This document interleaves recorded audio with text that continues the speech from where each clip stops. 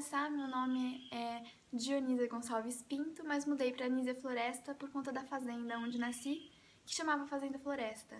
Bom, para falar brevemente da minha história, eu nasci em 1810 e meu pai era um advogado português e por conta disso minha infância foi me mudar de um lugar para o outro.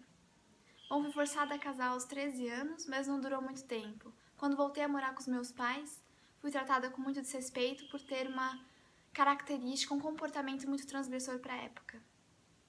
Bom, me casei novamente com um acadêmico da Faculdade de Direito de Olinda e tivemos 2 filhos juntos. Infelizmente, meu segundo filho morreu poucos meses após o parto. Comecei minha carreira aos 21 anos escrevendo artigos para o Jornal do Rio de Janeiro, me manifestando e contando sobre a desigualdade das mulheres. Escrevi 14 livros, neles focando na educação e nessa desigualdade de gêneros que precisamos melhorar, pois vivemos em um mundo muito machista. Bom, me mudei para Paris e lá, para continuar meus estudos, depois de um tempo, infelizmente morri em 1885 de pneumonia. Bom, essa é contando brevemente a minha história. Obrigada. Meu nome é Maria Firmina dos Reis, nasci em São Luís do Maranhão em 1822. Sou filha de mãe branca e pai negro, então por isso sempre sofri com racismo e sempre convivi com esses preconceitos raciais, mas isso não me parou e nem muito menos me impediu de lutar contra a escravidão, porque o Brasil ainda era uma sociedade escravocrata naquela época, mas mesmo sendo livre, eu sempre lutei a favor de movimentos abolicionistas por meio da minha literatura, por meio da minha escrita.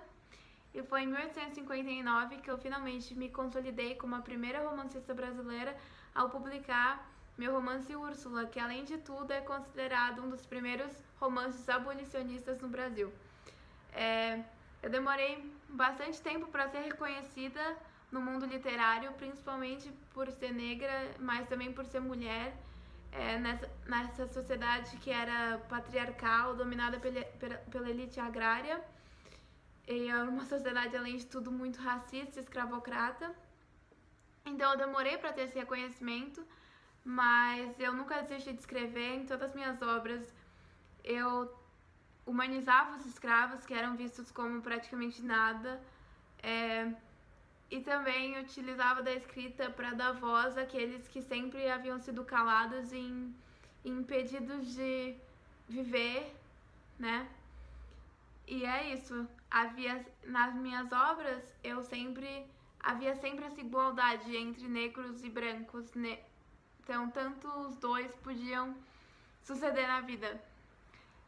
E essa foi a minha forma que eu encontrei de lutar contra a escravidão, de uma forma pacífica, de uma forma culta, de uma forma que eu pudesse transpassar para todas as próximas gerações o que eu queria dizer. Olá, meu nome é Josefina Álvares de Azevedo e fui escritora e jornalista nascida em Recife e vivi o Segundo Reinado. Nós, mulheres, éramos tratadas como incapacitadas, mas nem por isso me oprimi.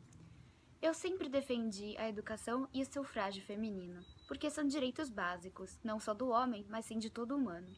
Escrevi meu artigo, O Direito ao Voto, e também escrevi uma peça de teatro, O Voto Feminino. Todos sabemos que houve um grande investimento do governo brasileiro para a cultura vinda da Europa. Mas e para a saúde pública? Como era resolvido esse problema na época?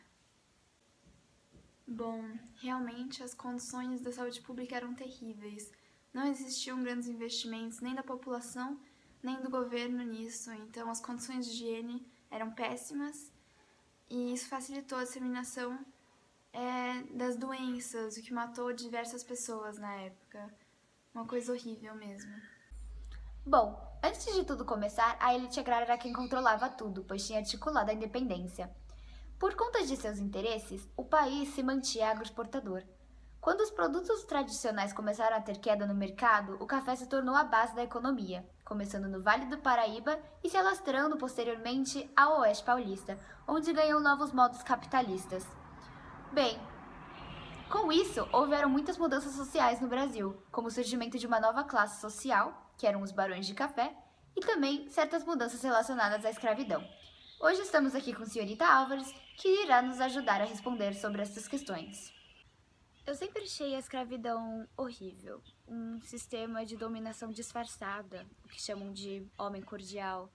Isto é, os patrões davam liberdade para os escravos de terem famílias, davam certos agrados, falavam bem, deixavam eles irem para a cidade trabalhar, os famosos escravos de ganho, quando por trás disso eles não tinham liberdade nenhuma. Os patrões os dominavam, exploravam, eram contra limites de castigos. Eles não podiam nem usar sapato, o que garante a diferenciação. Bom, toda essa situação mudou com a adesão do capitalismo do Brasil. O trabalho escravo começou a perder força assim que imigrantes europeus vieram para cá e formaram o novo sistema, o trabalho livre. E isso criou uma nova classe social, que eram os proprietários desses imigrantes, a burguesia cafeeira, e também teve o fortalecimento da camada média trabalhadora. Bom, ele começou a perder força, e embora o tráfico negreiro tinha sido proibido, a escravidão só acabou mesmo com a Lei Áurea, em 1888, o que trouxe ex-cativos para a nossa sociedade. Boa tarde a todos.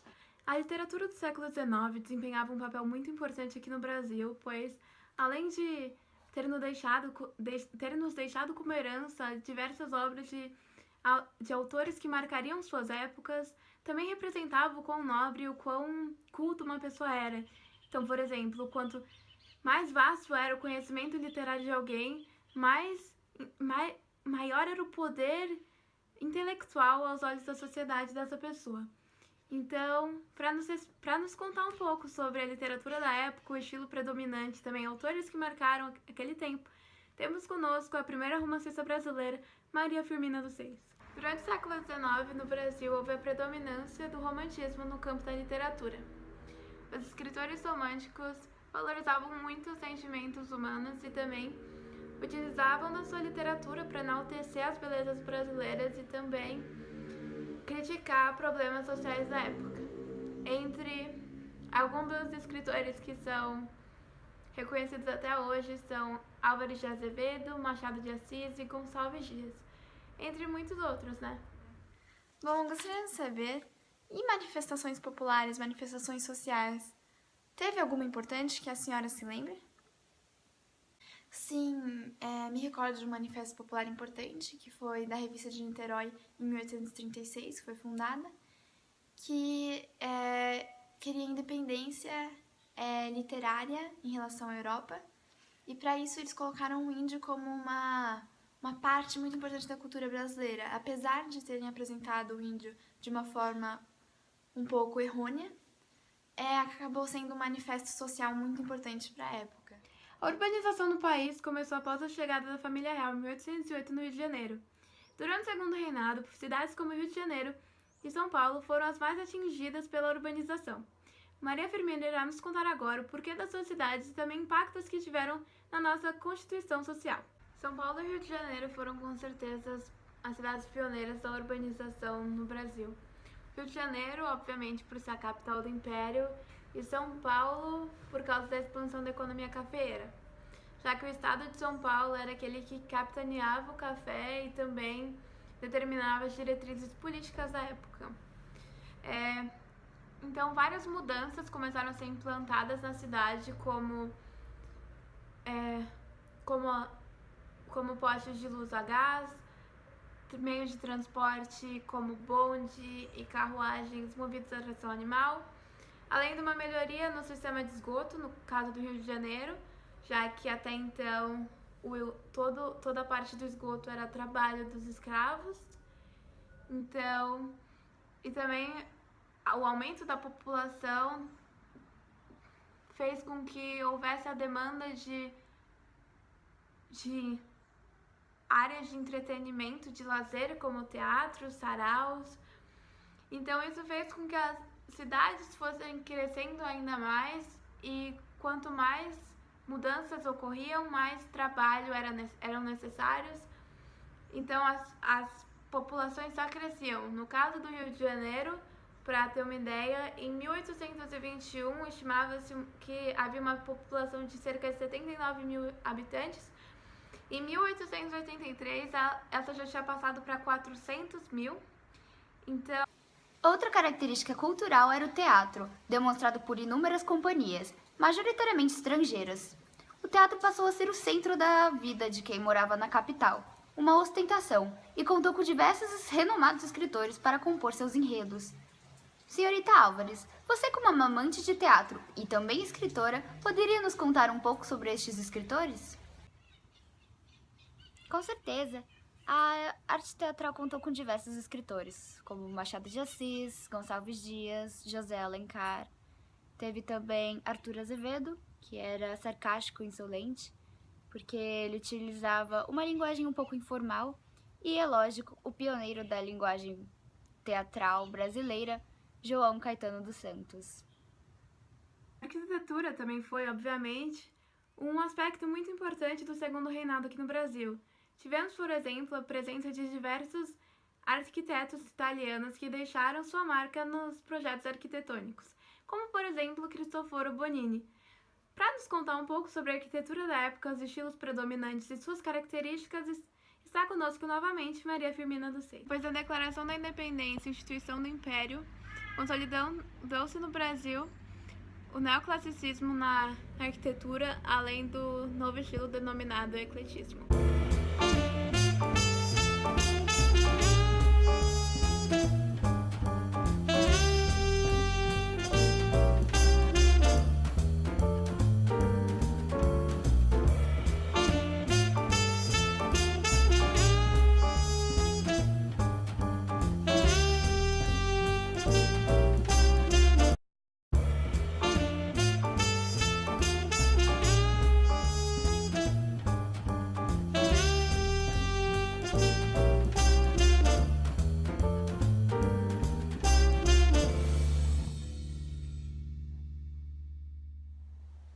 Família portuguesa aqui, em 1818 é que se inicia a missão francesa. Dom João gostaria de oficializar o estilo da arte greco-romana, o que seria posteriormente o estilo neoclássico, tão famoso aqui no Brasil.